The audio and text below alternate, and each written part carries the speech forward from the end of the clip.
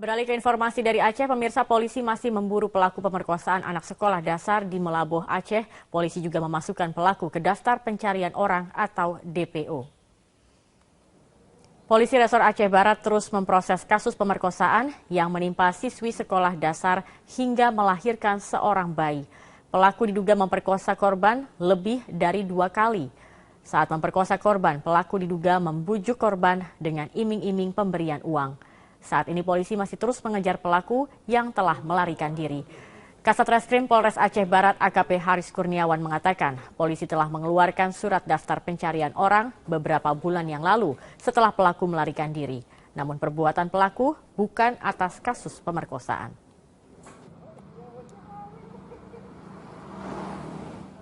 Segera melaporkan ke Polres. Adapun upaya yang kita lakukan setelah mengetahui ada berdasarkan pemeriksaan saksi mengarah ke tersangka, membuat surat perintah penangkapan, sudah kita keluarkan surat perintah penangkapan, ternyata si tersangka sudah melarikan diri. Kemudian juga kita sudah mengeluarkan DPO, pada bulan Agustus.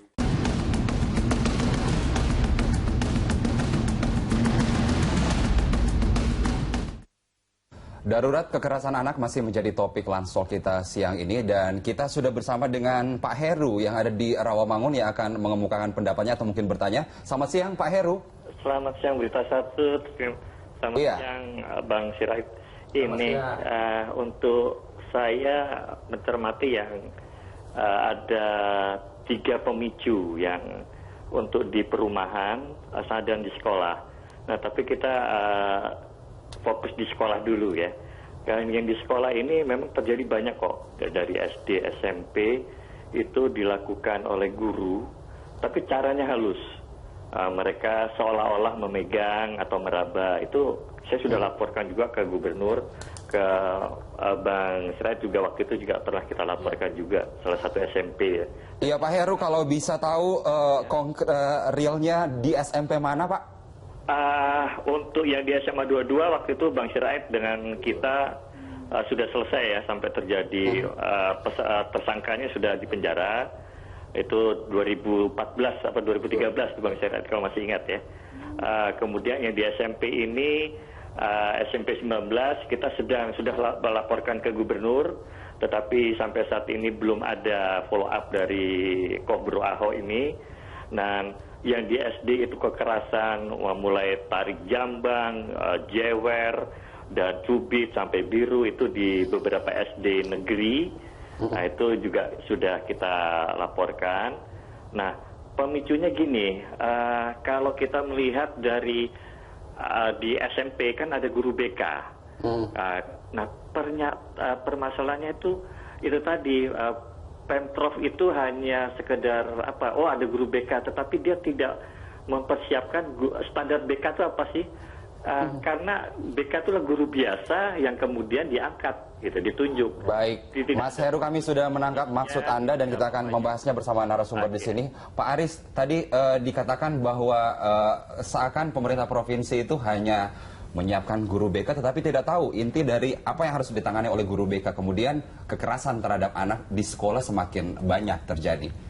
Iya, saya kira itu fakta ya. Sertifikasi guru kan nggak sampai pada bagaimana menguji ya bahwa punya kepedulian terhadap anti kekerasan misalnya. Sertifikasinya kan sertifikasi soal kecerdasan aja kan kepada guru. Menurut saya penting juga adalah kecerdasan emosional guru juga, supaya dia bisa mendeteksi sejak dini apa yang terjadi di dalam lingkup sekolahnya itu, supaya kasus-kasus bullying itu tidak terjadi.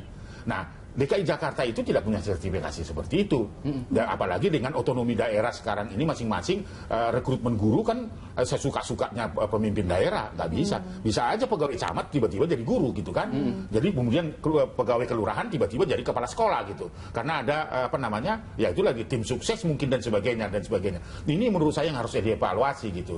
Kita juga sudah rekomendasikan kepada Menteri Pendidikan supaya ada sertifikasi paling tidak. Katakanlah bahwa guru tidak diuji terus-menerus psikologisnya sekali 3 bulan misalnya, ya supaya dia tidak menjadi pelaku-pelaku atau predator-predator kejahatan di lingkungan sekolah. Tapi kalau kita melihat kasus-kasus seperti ini bukan hanya di Jakarta, Indonesia ada 1.670 sekian kasus yang saat ini kekerasan terhadap anak. Masihkah kita kemudian melihat ini adalah hal yang gampangan dan tidak penting untuk ditangani oleh misalnya sekelas pemerintah Provinsi DKI Jakarta misalnya? Dan itu yang terlapor. Iya, itu yang terlapor. Saya kira angka itu kan sebenarnya sudah angka menakutkan gitu loh. Dan itu kan sebaran masalahnya sebenarnya sangat luas gitu. Hanya karena tidak dilaporkan media saja gitu kan. Tapi angka 1.670 itu kan bukan sedikit itu kan. Gitu Dari loh. angka itu Pak Aris, berapa persen yang kekerasannya itu melibatkan kekerasan seksual? Itu 58%. 58% kejahatan seksual. Saya menggunakan kata kejahatan seksual dan paling tertinggi di DKI Jakarta. Maka saya katakan bahwa DKI Jakarta itu darurat kejahatan seksual. Nah, terjadi seperti apa yang terjadi yang dirasakan oleh adik kita PNF ini kan, itu kan sangat biadab. Dia sudah mengalami kejahatan seksual, dibunuh, disiksa, dimasukkan dalam kardus.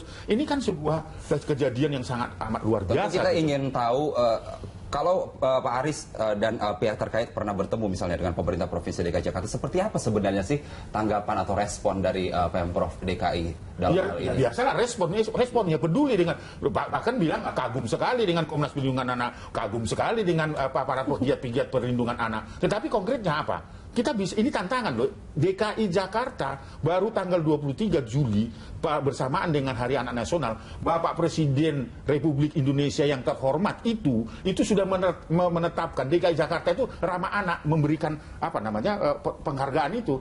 Nah, apakah ini perlu dievaluasi? Perlu dievaluasi. Karena apa, Pak? Apakah karena peringkat yang kemudian kita tahu dari Komnas Perlindungan Anak sendiri, DKI Jakarta nomor 1? Ya, karena angkanya terus kejahatan seksual yang dialami oleh anak-anak kita itu tidak pernah diselesaikan. Simbol-simbol perlawanan yang harus dilakukan oleh DKI Jakarta juga tidak muncul gitu kan. Siapa yang merespon kasus ini coba? Fenomena apa nih Mbak Anggi? Di kota besar, di Jakarta, kekerasan atau kejahatan seksual itu banyak dan marak terjadi. Iya, mungkin sebelumnya saya tertarik ya tadi untuk menambahkan sedikit mengenai peran pemerintah dalam hal ini gitu. Saya melihatnya ini masalah paradigma ya gitu. Masalah paradigma itu begini. Dalam disertasi saya sudah menuliskan gitu ya bahwa paradigma tentang kejahatan ini masih kita delegasikan kepada aparat kepolisian saja gitu. Artinya pemerintah ini kurang peka, kurang sensitif terhadap masalah kejahatan, kriminalitas gitu. Baik dari mulai deteksinya sampai pada pencegahannya.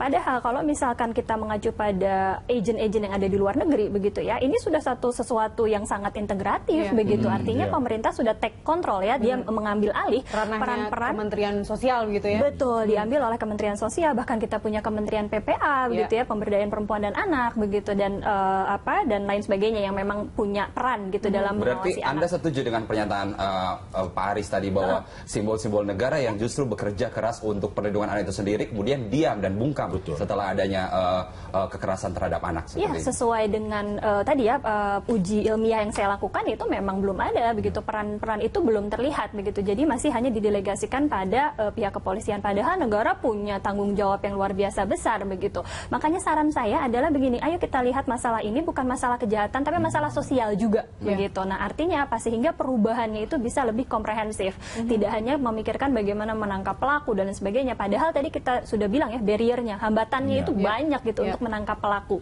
Kenapa tidak kita fokus pada deteksi dan pencegahan? Itu yang saya harapkan dari secara kriminologis begitu. Karena kriminologi tidak hanya melihat masalah hukum, tapi juga masalah penyebab kenapa kejahatan itu terus terjadi. Jika kita kembali ke masalah hukum nih Pak Aris. Sekarang kan dengan adanya kasus ini banyak anggota Dewan dari Komisi 8 pada teriak nih.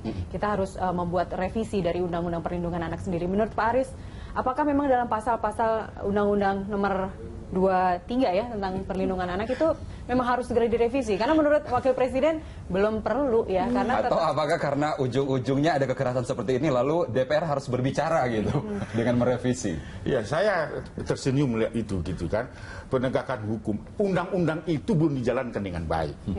Isi undang-undang itu cukup baik ya, cukup baik. Kalau kita runtut ya, salah satu misalnya saya ingin saya sampaikan kepada publik, pasal 77.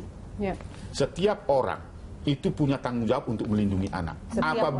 Apabila itu tidak dilakukan, maka dapat dikategorikan ikut serta membiarkan terjadinya pelanggaran terhadap anak, dapat dipidana 5 tahun.